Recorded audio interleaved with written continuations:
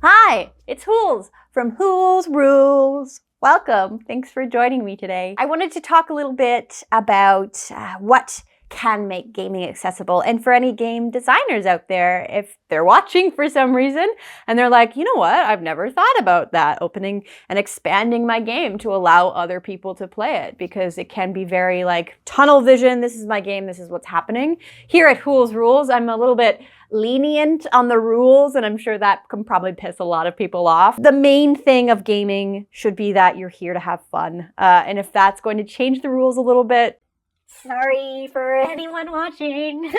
I find there are often things when I am attracted to a specific type of game, when I'm watching it, I'm very into design. I'm like, oh, that's a really neat thing that they did there. That's a really cool idea. So just a couple things I find are helpful when being accessible in gaming. Tactical games, anything that I can touch and play with.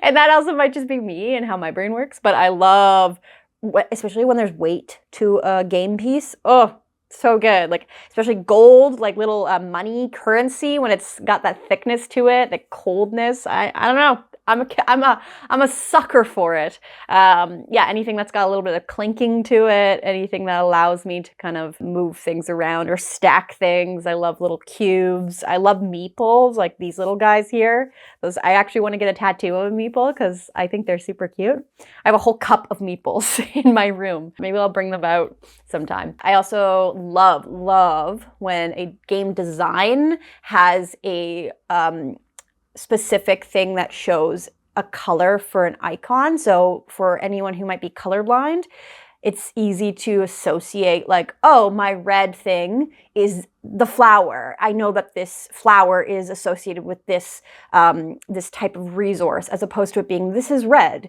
this is blue, because that's not always the most accessible. So I love when there's icons to coordinate between different colors. And speaking of icons, I love games with iconography on them, and that's just when there's icons that refer to specific actions. So if there's like an arrow that goes that way and there's like a bomb, you know that means, oh, I can move my piece this way and then it explodes out, or something like that. And then along with that, when they have player aids, so like a literal key for each player that is like, this icon does this thing, it is like candy for my brain. I love those kind of things. So when there's actual player aids that I can follow and have, it also helps me when I'm teaching as well, because it is a refresher. I'm a very visual person, so when I'm like, oh right, this thing does that, this makes sense, this icon makes sense for this action. So those are just a few things that I find are very helpful when I'm looking at games that are more accessible and can be played by multiple people with different types of brains. So hey, if you're a designer out there and you're thinking about being more accessible, hit me up. Maybe I can help. I don't know. But if not, I hope these ideas have helped. And also, if you're at home and you have a game that you really love, but you can't get anyone to play, make your own player map icon board thing. If there isn't a player guide, make your own. Like, be creative. Do what you want. Again, adjusting the rules to what works for you. I think like adding little tabs into your rule book so that's color coordinated. Like, I know this rule has to do with how to win the game, how to make points, or this color tab is to tell me when it's a 2-player game versus a 5-player game, the different setup for that.